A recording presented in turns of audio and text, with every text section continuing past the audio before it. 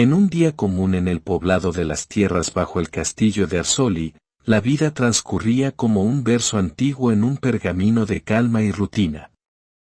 El ir y venir de personas llenaba las calles, como las palabras de un cuento interminable. Artesanos martillaban en sus talleres, comerciantes ofrecían sus tesoros y mercancías, y los viajeros buscaban un breve refugio en las tabernas. El sol derramaba su cálido abrazo sobre el pueblo, y el aroma de pan recién horneado y hierbas frescas se mezclaba en el aire.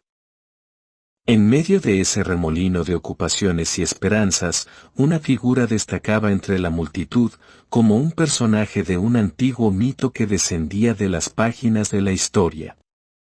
Era la señorita Giulia Lombardi di Arsoli, una joven noble, pero hoy no había rastro de la gravedad de la corte. Rodeada de risas y una energía efervescente, corría por las adoquinadas calles, descalza y despreocupada como una mariposa fugaz. Sus risas llenaban el aire, como el canto de un ave en un claro del bosque, mientras su cabello dorado flotaba al viento, una estela de sol en movimiento. La muchacha llevaba un vestido sencillo, sin las complicadas capas y encajes de la nobleza, como si hubiera renunciado momentáneamente a su título para abrazar la simplicidad de la vida en el pueblo. La joven dama, de ojos castaños vivaces, se ocultaba tras las esquinas de las callejuelas, esperando con astucia la aparición de su contraparte, el joven caballero. Él surgía de la esquina opuesta como una sombra envuelta en su capa negra, sus ojos azules brillando con determinación y humor. Cuando sus miradas se encontraban, se desataba una comedia encantadora.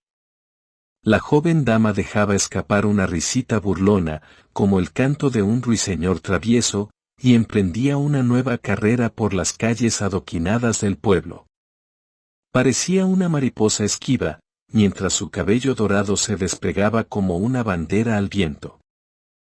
El joven caballero, por su parte, comenzaba a sentir el peso de su armadura, la cota de mallas, las grebas y las sombreras que se habían convertido en una carga sobre sus hombros.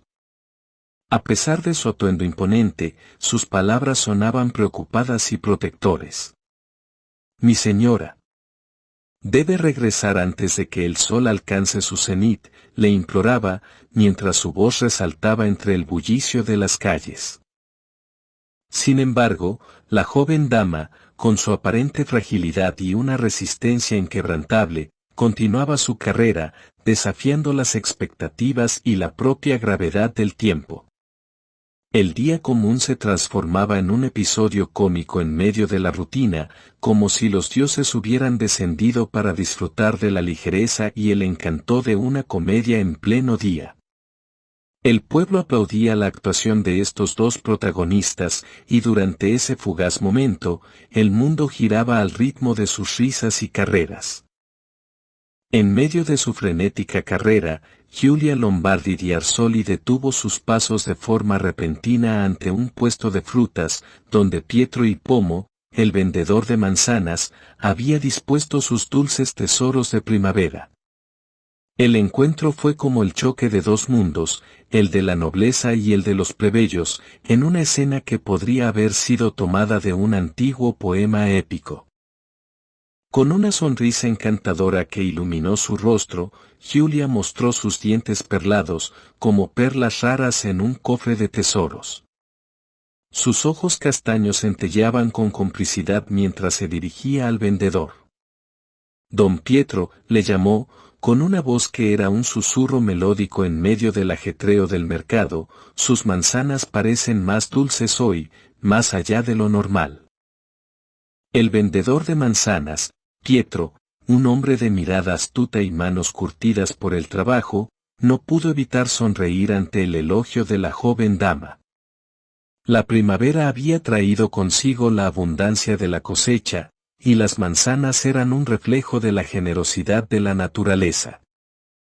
Giulia tomó una de las manzanas ofrecidas, y antes de continuar su vertiginosa carrera, lanzó una moneda de plata sobre el mostrador del vendedor. El destello plateado parecía iluminar el puesto, y el rostro de Pietro se llenó de sorpresa y gratitud. La moneda tenía un valor mucho mayor que la manzana que había recibido a cambio. El vendedor, en un gesto espontáneo y reverente, bendijo la generosidad de la joven noble. Tras el vertiginoso juego de Giulia, Alessio finalmente alcanzó el puesto de Pietro, jadeando por el esfuerzo.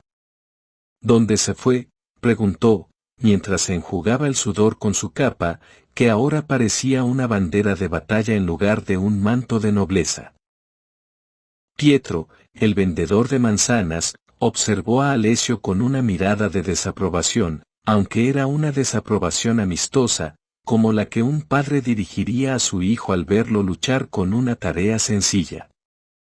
Si te dejas ganar por una muchacha, ¿qué harás cuando los invasores de Benevento lleguen, muchacho?, susurró con una sonrisa, como un sabio anciano que compartía sus enseñanzas con un joven aprendiz. Alessio, con el rostro enrojecido por el esfuerzo y por las palabras de Pietro, estaba a punto de responder, pero su mirada se posó en la siguiente esquina de la calle. Allí, Giulia alzaba la mano en un gesto juguetón mientras disfrutaba de la manzana de forma burlona.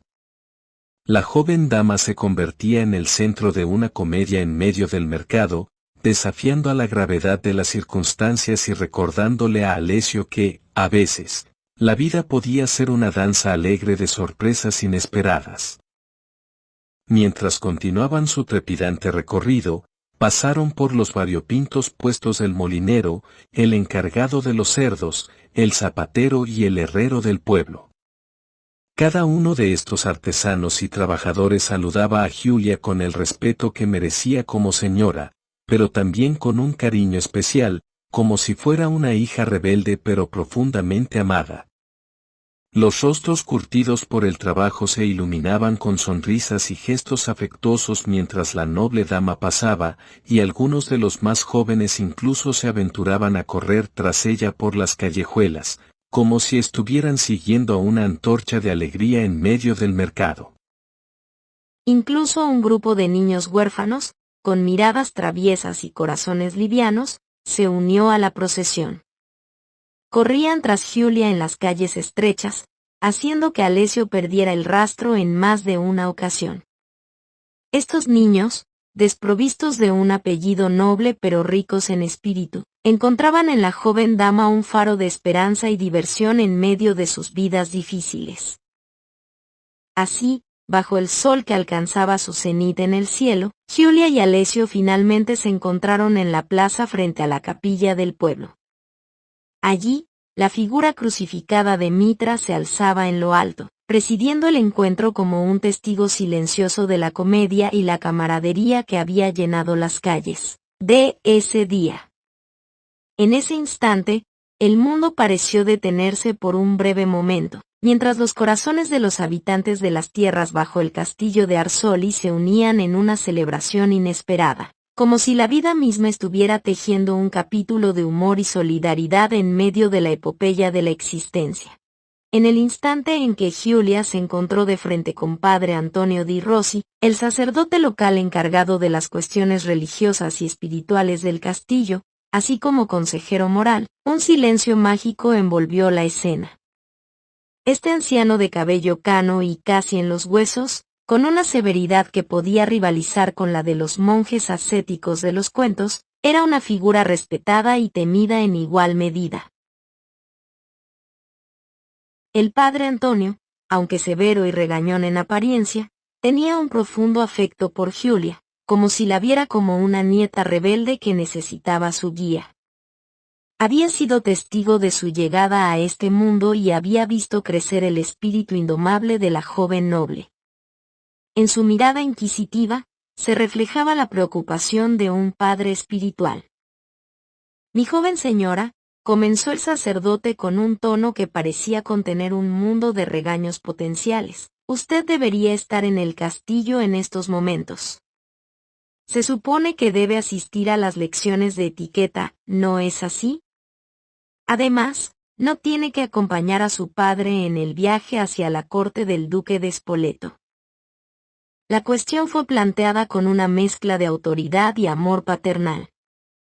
Padre Antonio di Rossi, con su mirada inquebrantable, recordaba a Giulia sus responsabilidades y su deber como noble. Era un recordatorio del mundo al que pertenecía y a los deberes que le aguardaban, incluso si su espíritu seguía siendo indomable y rebelde. Esta interacción singular, un momento de comedia y consejo, destacó la dualidad de la joven noble, atrapada entre la necesidad de la etiqueta y su anhelo de aventura. Giulia, ante la mirada inquisitiva del sacerdote, trató de articular una excusa que, en sus pensamientos, sonaba ingeniosa. Padre Antonio, comenzó con una sonrisa traviesa, estaba ayudando a don Pietro con su puesto de manzanas. Es importante para mí conocer a nuestros queridos aldeanos y sus ocupaciones. Sin embargo, su intento de explicación se quebró cuando, en el momento crucial, llegó su caballero, Alessio Orsini. El joven caballero, que había estado corriendo tras Giulia en las callejuelas, se acercó con la cota de mallas aún sobre sus hombros, evidenciando el sudor y el esfuerzo de su persecución. Sus ojos azules, centelleantes y llenos de humor, se posaron primero en el sacerdote y luego en Giulia. Alessio, con una sonrisa socarrona, hizo una reverencia y tomó la palabra. Padre Antonio, me temo que la señorita Giulia se ha extraviado durante nuestro paseo matutino. La distracción de los manzanos de don Pietro fue demasiado tentadora. Pero ahora, en efecto, debemos regresar al castillo y atender nuestras responsabilidades. La joven dama, sorprendida y un poco ruborizada por la llegada de su caballero, asintió, reconociendo que su excusa había sido una artimaña inútil. El sacerdote observó la escena con una mezcla de regaño y diversión, sabiendo que la juventud a menudo era más terca que sensata. Así, entre risas y complicidad, el grupo se encaminó de regreso al castillo, donde los deberes y la etiqueta aguardaban, aunque por un breve instante, la comedia y la espontaneidad habían dominado el escenario. En un instante, el mundo se detuvo, y un escalofrío recorrió la columna vertebral de todos los presentes. Una columna de luz deslumbrante iluminó los campos al sur, como si el mismo sol hubiera decidido descender a la tierra. Cuando el resplandor se desvaneció lo suficiente, los ojos miel de la joven dama reflejaron una imagen que había permanecido ausente durante 500 largos años. 3 legiones, perfectamente formadas, emergieron en medio de los campos. Sus soldados de infantería marchaban con una disciplina impecable, sus armaduras de hierro relucían con la luz del atardecer. Portaban escudos ovalados o cuadrados, que parecían escudos de titanes, y sus estandartes ondeaban con el águila imperial sobre un fondo de capas de lobo, como si fueran los guardianes de un tiempo olvidado. Las trompetas resplandecían al sol, marcando su llegada con un clamor glorioso y amenazador. La atmósfera se llenó de una tensión palpable, mientras la joven dama y aquellos que la acompañaban se quedaban sin aliento ante el espectáculo que tenían ante sus ojos. En ese momento, la historia y el presente chocaron como olas en un maremoto, y el misterio se cernió sobre los campos del ducado de Spoleto. Estas legiones, que se alzaban en todo su esplendor antiguo, representaban una era pasada que había vuelto a la vida, un recordatorio de un imperio que yacía en las páginas de los libros de historia. El terror se mezclaba con la admiración, mientras todos se preguntaban cuál sería el propósito de su inesperada aparición en este rincón del mundo. Las trompetas del castillo retumbaron, anunciando un sonido ancestral que había sido olvidado por generaciones. Era el llamado a refugiarse dentro de los seguros muros de la fortaleza. Todos, plebeyos, caballeros, guardias, nobles y sacerdotes, cada alma que adoraba al divino Mitra, debía buscar protección detrás de las robustas murallas del castillo. Las campanas de la capilla sonaban en un coro de urgencia, elevando sus súplicas al cielo. Mientras tanto, más abajo, en medio de los campos, los trabajadores quedaron paralizados en un estupor absoluto.